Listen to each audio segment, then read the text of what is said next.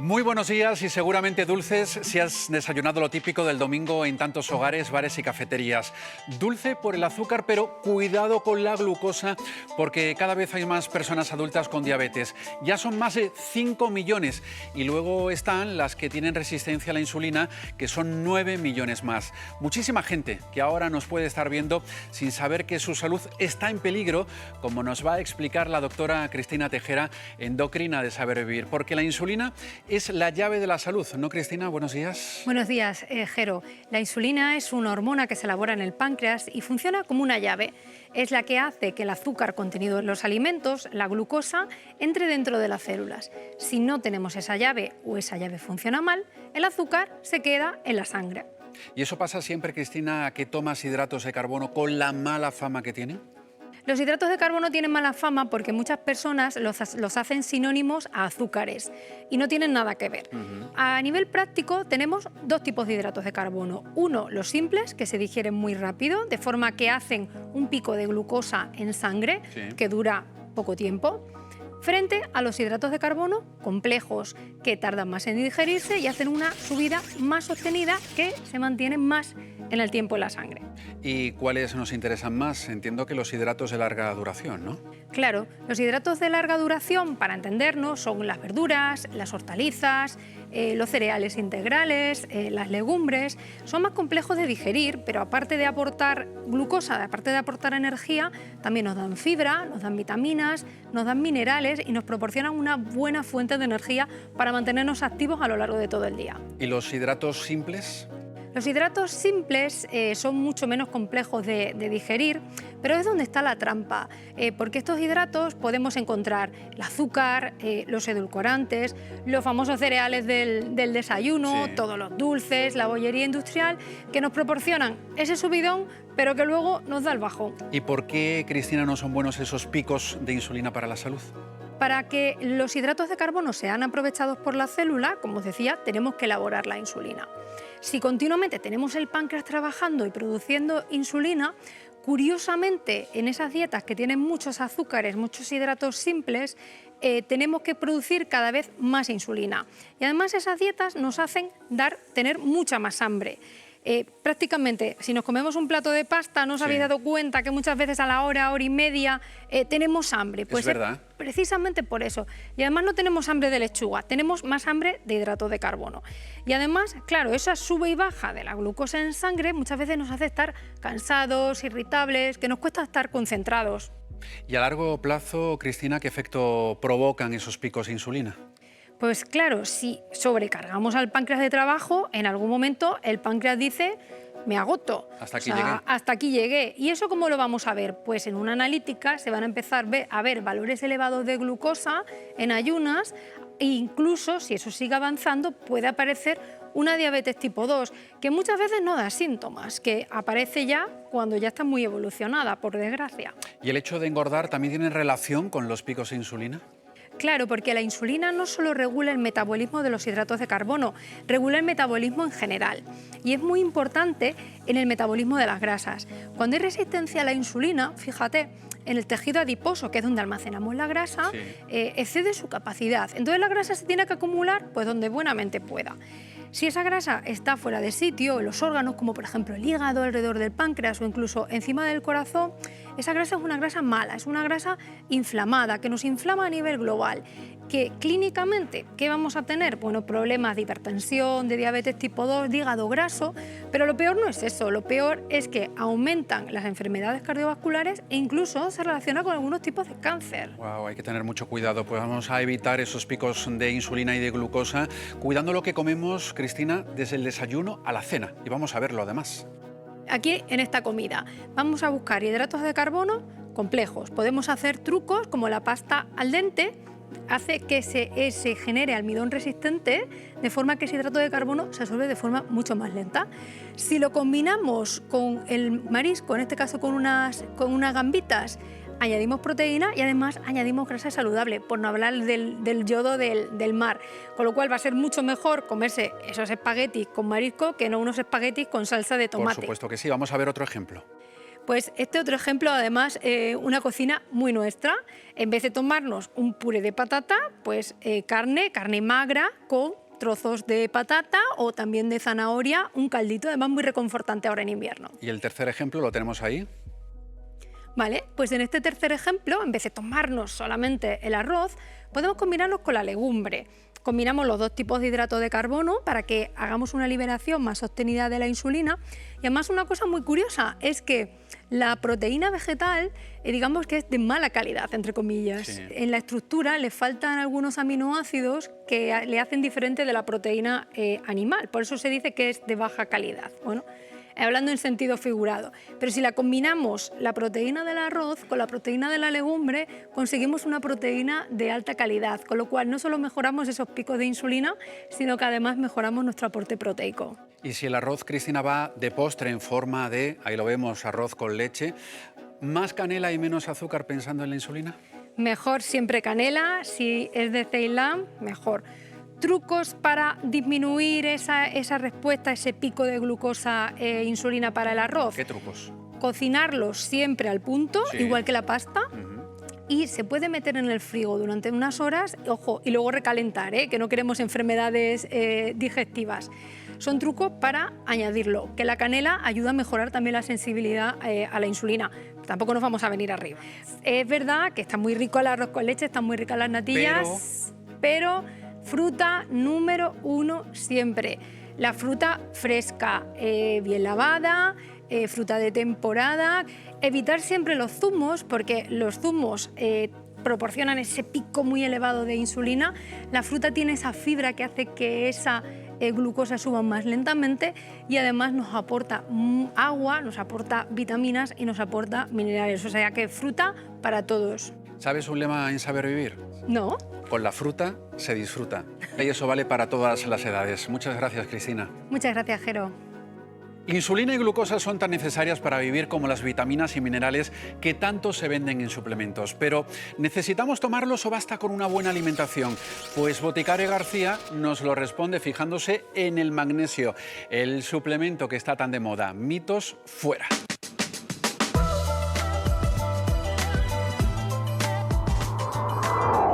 ¿Qué magnesio elijo? El magnesio es la navaja suiza del organismo. Participa en más de 300 reacciones bioquímicas esenciales. Regula la función de los músculos y de los nervios. Ayuda a mantener estables los niveles de azúcar en sangre y la presión arterial. Y además contribuye a formar proteínas, huesos y hasta el ADN. Vamos, que no nos puede faltar. ¿En qué alimentos está? Las mejores fuentes son legumbres, frutos secos, semillas, cereales integrales y verduras de hoja verde.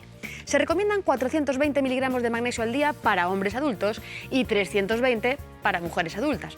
A priori parece sencillo, pero dependiendo de cómo sea nuestra alimentación, puede que a veces no lleguemos. Y aquí es donde entran en juego los suplementos. Y con el magnesio es especialmente importante poner atención al apellido, porque no todos son iguales. Aquí van los principales. Citrato de magnesio. Tiene buena absorción y solubilidad, tiene efecto laxante suave y también se usa mucho para los calambres. Glicinato de magnesio o bisglicinato. También se absorbe muy bien y tiene menos probabilidades de dar diarrea. Al llevar glicina, que tiene efecto relajante en el sistema nervioso, se recomienda en ocasiones para aliviar la ansiedad o para mejorar el sueño. Treonato de magnesio es la estrella emergente. Puede cruzar mejor la barrera hematoencefálica, es decir, llegar al cerebro, y se apunta que podría mejorar la función cognitiva y la memoria. Malato de magnesio se usa sobre todo en casos de falta de energía, de fatiga. Taurato de magnesio es el que se suele recomendar para la función cardiovascular y muscular. Óxido de magnesio, carbonato, cloruro, es una forma con más baja disponibilidad, es decir, se absorbe poco en el intestino. Paradójicamente, al absorberse mal, queda mucho aquí en el intestino y puede causar diarrea. Por eso se usa como laxante. No es la mejor opción si buscas reponer magnesio en el cuerpo, porque aporta más efecto laxante que otra cosa. El consejo de boticaria: citrato, glicinato o cloruro. Pregunta a tu farmacéutico. Es lo más seguro.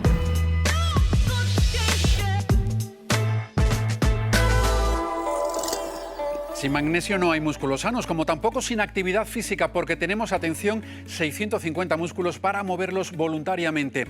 Del bíceps a los gemelos, pasando por todos los demás, cabeza, tronco, brazos y piernas. ¿Y qué pasa si no los movemos?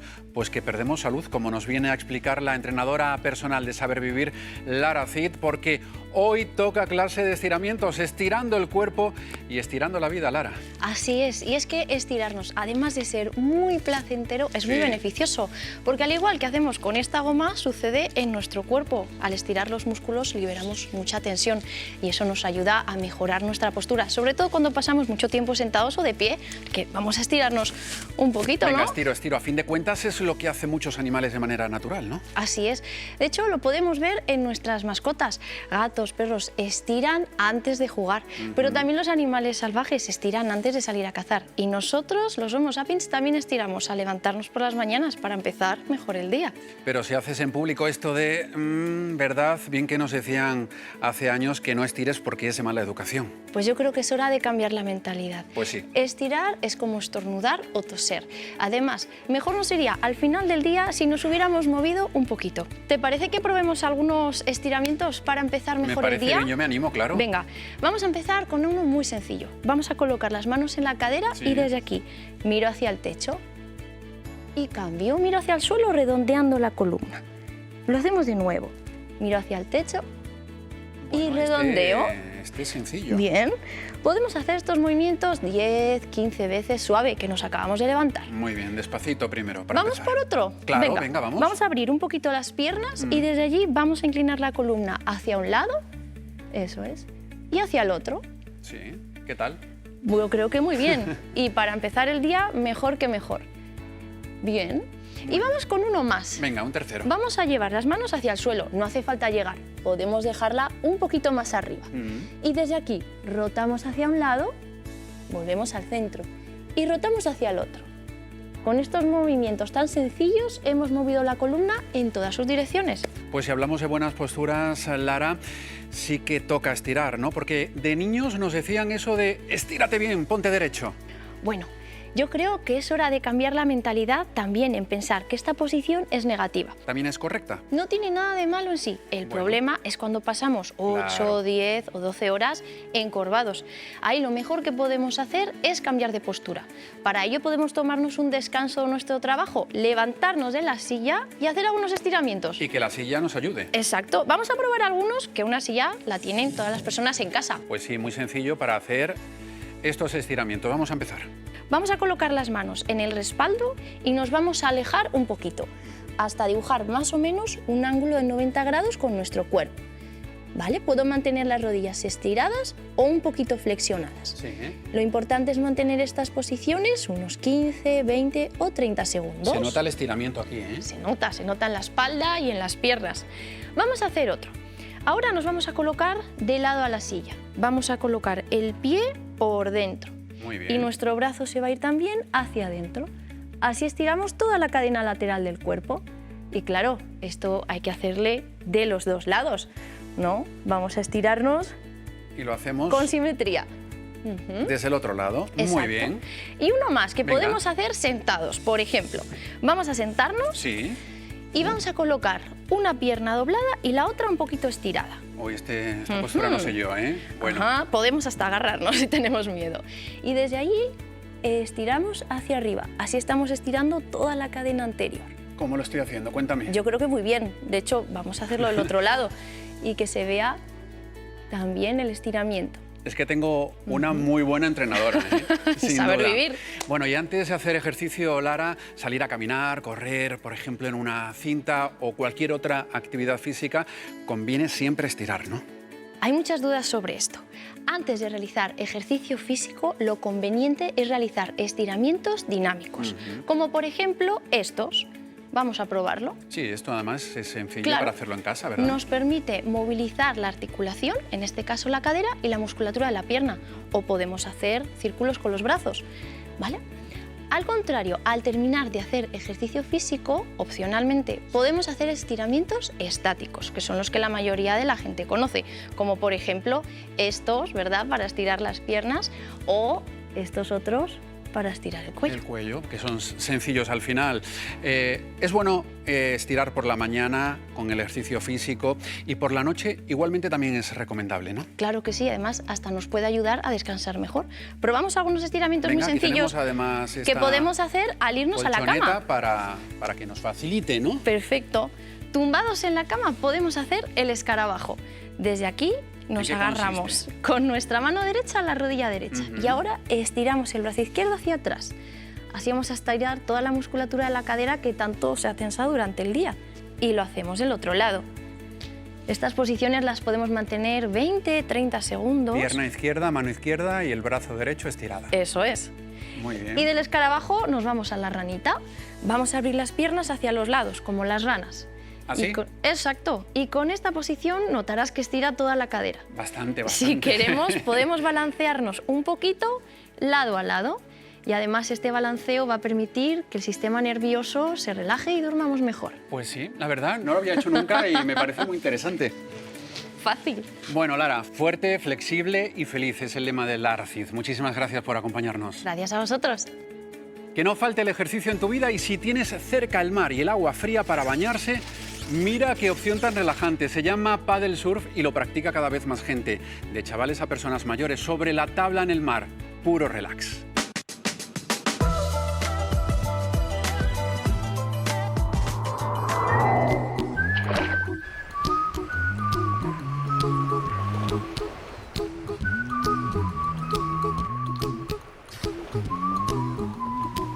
Para el paddle surf tenemos la tabla y tenemos el remo. Un pie a cada lado, imaginándonos que hay una línea aquí. Es importante que miremos hacia el frente para guardar el equilibrio. Y acordaros, vamos a empezar a fijar la mente ya hacia donde queremos ir. Pues estamos preparados para irnos al agua, vamos a coger los chalecos y nos vamos a ir adentro. Lo más importante del paddle surf para realizarlo es estar concentrado en lo que estamos haciendo, es dejar todo lo que tenemos en la cabeza, por decirlo de alguna manera, y centrarnos en el aquí y en el ahora, en la concentración de equilibrio, de remar y que no exista nada más. Cuando vengo es como mi ratito de desconexión para pensar en mis cosas, relajarme, hacer un poco de deporte, disfrutar del sol. Estás dentro del mar, estás en la naturaleza, estás flotando por el agua o como si fuera caminando por el agua con la tabla. Lo bueno que tenemos que es un deporte que pueden hacer desde niños muy pequeñitos hasta gente de 70, 80 años.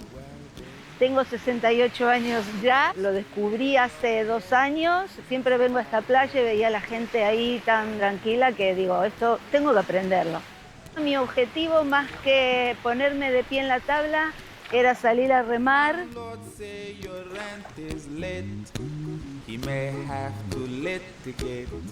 Tumbarme en la tabla, eso me encanta porque da una paz, una calma, una tranquilidad, estar ahí en el medio del mar con las olitas, el sol, respirando. También de paso haces mucho ejercicio, porque claro, remar, cuando me caigo trepar a la tabla, te mantiene la agilidad también. Una vez que ya tienes el equilibrio, pues se puede realizar en cualquier momento del año, no tienes prácticamente por qué mojarte. Lo único importante que necesitamos es que el mar esté, por eso de normal se realiza, o por lo menos aquí en Oliva, se realiza cuanto más prontito mejor, porque el mar suele estar más plano. Es como si fuera una meditación al fin y al cabo. Una vez que ya te preparas la tabla y te metes al mar, todos los problemas / desafíos que tengas en tu vida en ese momento desaparecen y solo te centras en disfrutar, en agradecer y en estar tranquilo dentro del mar.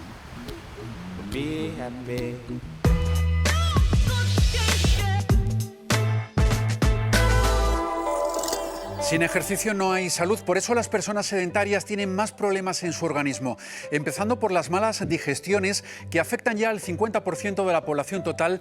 8 millones de personas padecen estreñimiento crónico y más del doble, 17 millones, tienen problemas de reflujo o acidez gástrica de manera habitual.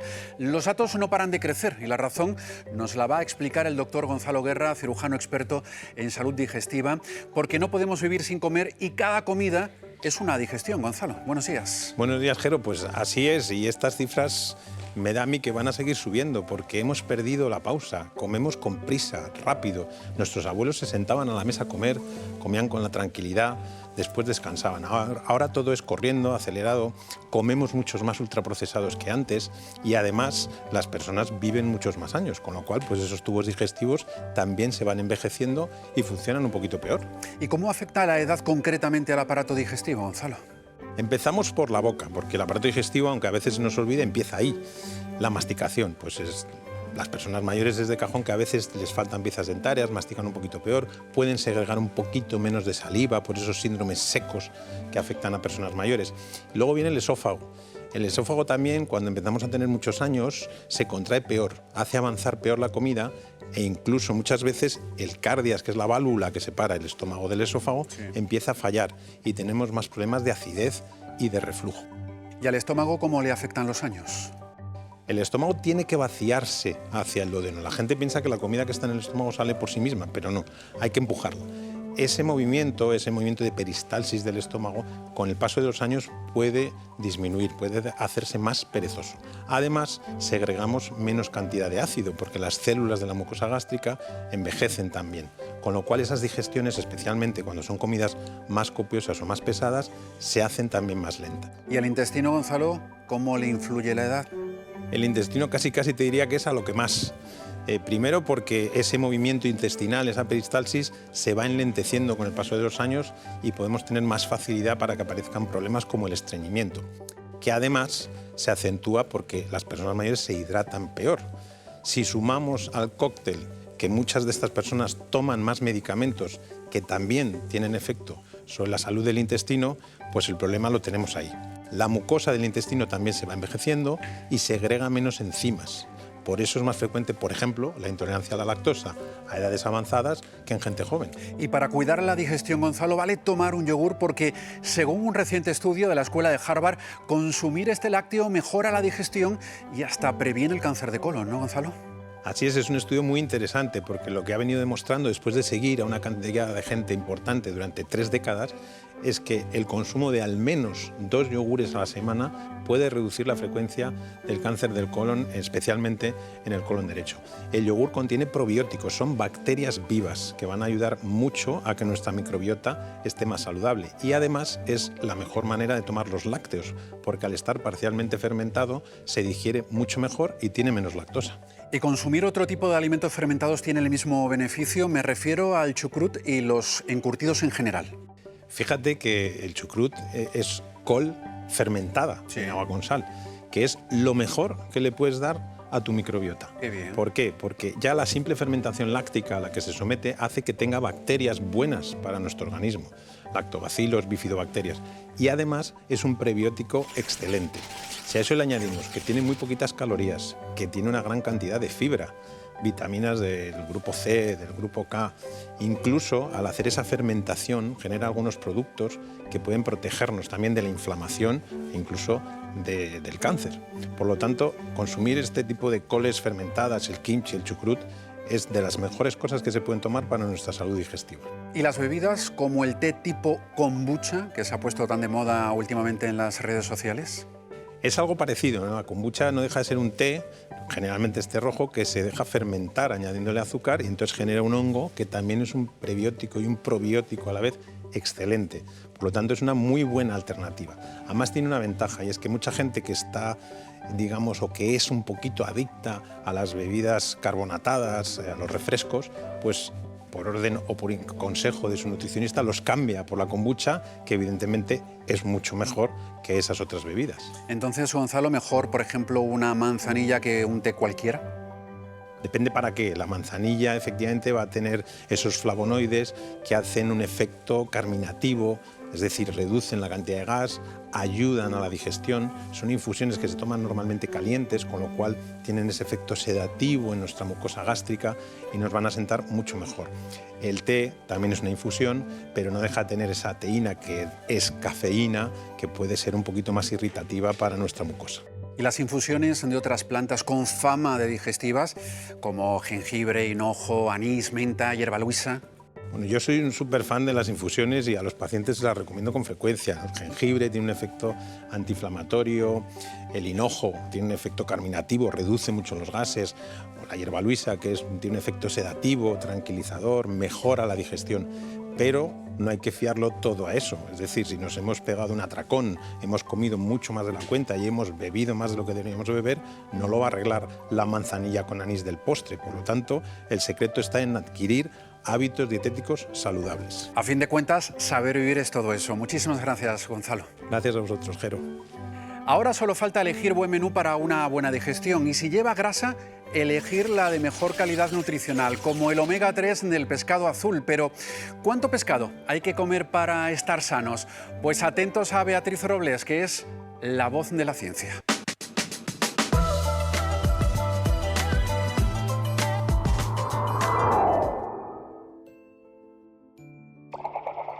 Manolo, buenos días. Hola, Bea, ¿qué tal? Muy buenos días. ¿Dispuesto a contárnoslo todo sobre el pescado azul? Todo. No te voy a guardar ningún secreto, ya verás. Muy bien. ¿Y cómo podemos distinguir a simple vista un pescado azul de uno blanco? Pues muy sencillo. Mira, para distinguirlos, la mejor forma es la aleta. Porque los pescados azules necesitan una aleta caudal, ¿vale? Porque suelen ser migratorios. Entonces, necesitan una es en V. Los pescados azules tienen la aleta en V. Los pescados blancos tienen aleta recta, porque son más sedentarios y tienen una aleta recta. Con una aleta caudal espectacular que les propulsa a grandísimas distancias. Efectivamente. El criterio que utilizamos para saber si un pescado es azul o blanco es la cantidad de grasa. A partir de un 5% de grasa se considera pescado azul, como el bonito, la caballa, el atún o el boquerón. Por debajo de un 2% sería un pescado blanco, que es lo que ocurre con la merluza. ¿Y cuáles son los pescados azules más consumidos? Salmón. Y luego tenemos en salvajes, tendríamos el boquerón, la sardina y el bonito, el atún. Todos los grandes, los túnidos. Todos los grandes. Los pescados azules son famosos por dos nutrientes esenciales, sus famosos ácidos grasos omega 3 y la vitamina D. Te veo que estás recolocando piezas grandes de pescado azul. ¿Qué pescados azules grandes de gran tamaño tenéis aquí? Pues mira, normalmente tenemos el emperador o pez espada, atún rojo, o luego también tenemos bonito del norte, que también hay muy bueno. El pescado azul grande acumula mayores cantidades de mercurio precisamente por ser longevo, depredador, recorrer largas distancias y por su gran tamaño. Por eso, la ESAN establece recomendaciones para 4 especies de pescado: el atún rojo, el emperador, el lucio y el pez espada. Para niños menores de 10 años y mujeres embarazadas o en periodo de lactancia, recomienda evitar estas 4 especies. En niños entre 10 y 14 años, establece un límite de 120 gramos como máximo al mes. Y para el resto de la población, la recomendación es consumir de 3 a 4 raciones a la semana, alternando pescado azul y pescado blanco. En el pescado azul de pequeño tamaño no se produce esa acumulación de mercurio a lo largo de la cadena alimentaria. Por lo tanto, es una buenísima opción para incorporar pescado azul de todos los tamaños. Manolo, ¿qué me llevo? Pues mira, hoy llévate salmón, que te va a poner un poquito de salmón, y boquerones. Que los boquerones están buenísimos y los puedes hacer pues a la planchita, que ya no tiene espina ninguna ni nada. Ponme otro filetito entonces. Venga.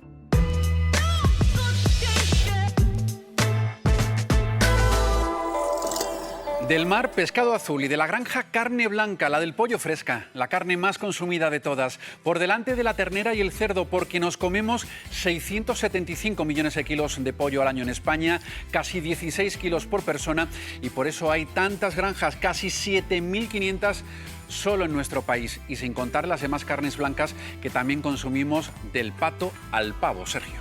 Tú lo has dicho, Jero, una carne campeona, económica y muy sabrosa, nos da mucho juego. No nos podemos olvidar tampoco de la carne de pavo. Tampoco. Aparte del pavo de Navidad clásico, ¿verdad? Podemos utilizar el pavo en muchísimas recetas. De hecho, hoy tenemos 3 propuestas. 2 con pollo, 1 con pavo. Muy bien. Vamos a convertir un pollo asado en unos preñaditos rellenos, esponjosos, sabrosos. Qué rico. ¿Por qué no también? Si tenemos un caldo, por ejemplo, de pollo, vamos a hacer una crema espectacular, muy suave. Y no solamente eso, vamos a aprender cómo decorar en general cualquier tipo de crema. Y cogemos el pavo, Vamos a evitar hoy comprar ultraprocesados y vamos a elaborar nuestros nuggets de pavo. ¿Cómo te queda? Pues me quedo alucinado como siempre. Y si hablamos de carne, la mejor opción, la carne blanca y carne fresca. Carne blanca, carne fresca, pero ¿qué pasa si, por ejemplo, nos ha sobrado un poquito de pollo asado de ayer, que no lo hemos gastado? Ya lo sabes, nos gusta economizar. Lo aprovechamos. Lo aprovechamos. Pues podemos tomar ese cuarto de pollo, como tenemos ahí, asado, pues recalentado, o podemos desmenuzarlo con mucho cariño, combinarlo con cebolla y hacer unos preñaditos. ¿Quieres aprender cómo se hace la masa de los preñaditos? Por supuesto. Mira, mira, mira. Vamos. Aprovecha el pollo asado de ayer para dar vida y sabor a una versión de esponjosos preñaditos cargados de aroma y textura. Mezcla en un bol salsa de tomate, pimentón, levadura, una pizca de sal, un chorrito de aceite de oliva y agua. Une todos los ingredientes y poco a poco añade harina hasta conseguir una masa homogénea, hidratada y elástica. Déjala reposar para que fermente. Corta porciones de igual tamaño y extiende con un rodillo. Mezcla cebolla pochada con pollo asado y orégano. Entremezcla bien todos los ingredientes. Repártelos sobre cada porción de masa y cierra formando un bollo. Pinta con yema de huevo y decora con sésamo tostado. Hornea a 180 grados durante 14 o 15 minutos. Sirve templado como aperitivo o entrante de tu menú. Una manera muy útil para aprovechar esas carnes que te hayan sobrado una vez cocinadas. Cocina casera, como siempre decimos, en saber vivir, siempre que no falte, y además haciéndola, la verdad, con nuestras manos, como esta masa que tengo por aquí, bien hidratada. Muy bien, tú ¿verdad? lo has dicho. Y que la he hecho en casa, ¿eh? Así me gusta, Jero, estás en un nivel ya, vamos, profesional totalmente. Lo acabas de decir, está hidratada, ¿verdad? Muy hidratada. Clave cuando hacemos una masa que va a fermentar, que esté bien hidratada, que tenga humedad, para que la levadura se ponga más contenta, trabaje mejor y así que nos quede mucho más esponjosa. Y si nos sobra pollo, Sergio, ¿qué más podemos cocinar? Pues mira, Jero, si nos sobra tanto carne de pollo o algo de caldo de ave, ¿por qué no hacer una crema muy suave, donde lleva todo el beneficio de esta carne? Me parece muy buena idea. Y no solamente, Jero, vamos a aprender a hacer una crema, vamos a aprender una decoración que nos va a servir para ennoblecer y poner de gala cualquier tipo de crema. No te lo pierdas, Jero. ¡Ole! Selecciona los alimentos más saludables y prepara una suave y cremosa delicia de ave, puerro y patata. Trocea finamente puerro y cebolla. Rehógalos con aceite de oliva hasta resultar totalmente tiernos. Incorpora patata pelada y el pollo. Continúa unos minutos más. Cubre con caldo de ave y deja cocer todo durante 15 minutos. Salpimienta, tritura y cuela. Extiende una rebanada de pan de molde hasta que quede muy fina. Enróllala con un aro metálico y hornea hasta que quede crujiente. Sirve el aro sobre plato hondo y decora con huevos de codorniz germinados y brotes tiernos. Agrega la crema caliente y sirve. Emplea este tipo de crema como primer plato de tu menú. Gracias a la forma obtenida con el pan podrás decorar tus cremas dándoles un toque de distinción. Disfruta del punto cremoso y sabroso que aporta el pollo en este tipo de elaboraciones. Por algo se llama buen gusto esta sección, ¿verdad, Sergio? Por la presentación y por detalles como este, con este rollo de pan molde, que vamos así adaptando, ¿no?, al molde. Tan sencillo, lo vas trabajando, lo vas pegando y cuando ya está horneado conseguimos estas formas que tenemos por aquí, fíjate, súper crujientes. Claro, para cualquier tipo de crema, enrollar el buen rollo en la cocina, que no nos falte, Jero. Que nunca falte el buen rollo, por supuesto, Sergio. Y pensando en el buen rollo que los más peques de la casa aportan cuando quieren cocinar, vamos con una propuesta para ellos. Porque hoy no vamos a comprar nuggets ultraprocesados. Muy bien. Los vamos a fabricar. Es lo mejor que podemos hacer. Y lo vamos a hacer, Jero, con carne de pavo. Estos que tengo por aquí, crujientes, sabrosos, pero lo mejor de todo, económico y muy fácil, mira. Sustituye los ultraprocesados por una saludable y casera receta: nuggets de pavo y albahaca con salsa de yogur. En la trituradora añade carne de pavo, clara de huevo, pimientas variadas, unas hojas de albahaca y sal. Tritura hasta obtener una pasta muy densa. En este momento, incorpora dados de queso y piñones. Entremezcla bien los ingredientes. Forma nuggets y pásalos por huevo batido y pan rallado. Dóralos en el horno, aceite caliente o freidora de aire. Mezcla el yogur con miel, menta fresca, pimienta, aceite de oliva y una pizca de sal. Bate hasta conseguir una salsa homogénea. Corta una batata en rectángulos de igual tamaño. Hornéalas durante 12 minutos y termina dorando en sartén. Sirve los nuggets crujientes y muy calientes. Acompaña con la salsa de yogur y con la batata. Exquisito bocado que los más peques de la casa agradecerán como cena. Qué rico todo y qué ganas de comerlo. A ver cómo te superas la semana que viene, Sergio. Jero, prepárate. ¿Tienes en casa patatas? Sí, claro. Pues vamos a hacer unos canelones de patata. Qué ricos. Pan de patata. Wow. Y también con las patatas violetas daremos muchísimo color a nuestros platos. Te voy a dar un consejo. Yo que tú no me lo perdería. Claro que me apunto con todos en casa viendo la tele. Muchísimas gracias, Sergio. A ti, Jero. Bueno, así terminamos el programa de hoy. Feliz semana y cuidaos mucho.